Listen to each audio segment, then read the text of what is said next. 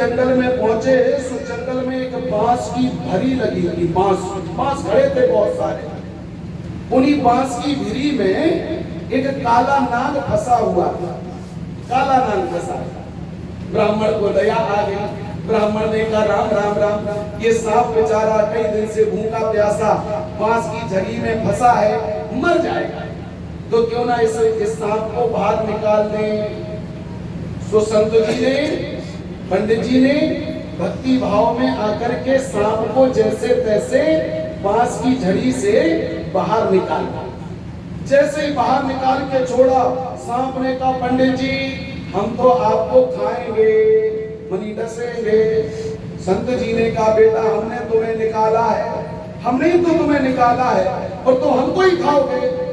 सांप ने कहा महाराज कुछ भी हो, हमारा तो स्वभाव है, जो हाथ लगाए हम तो खाएंगे और तुमने हमें हाथ लगाया है तो हम तो खाएंगे, छोड़ेंगे नहीं। संत जी ने कहा देखो भैया हमने तुम्हें निकाला, तुम्हारे प्राण बचाए और तुम हमको ही खाओगे। एक काम कर, कोई निकलेगा उससे पूछ लेना, अगर वो कह दे तो खा लेना। इतने में वहां से एक गैया निकली। गैया निकली तो पंडित जी ने गौ माता को रोक लिया।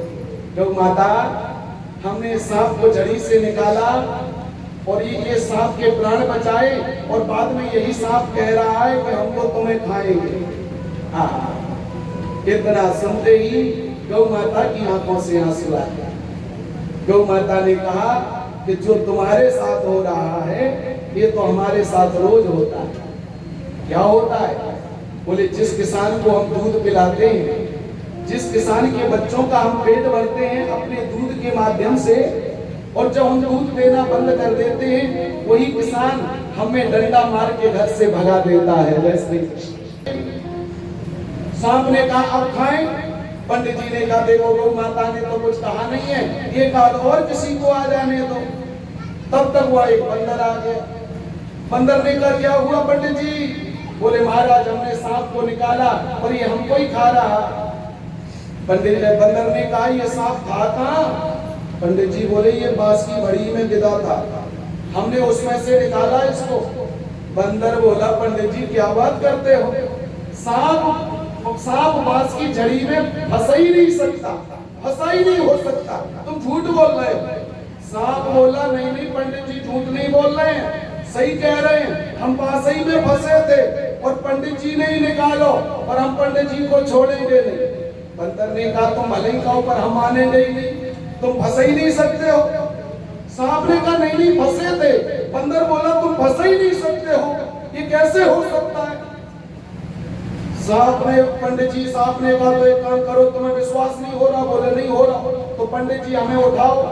बोले क्यों? बोले दोबारा से फंसाओ, फंस जाएंगे फिर तो पता चलेगा कि फंसे थे।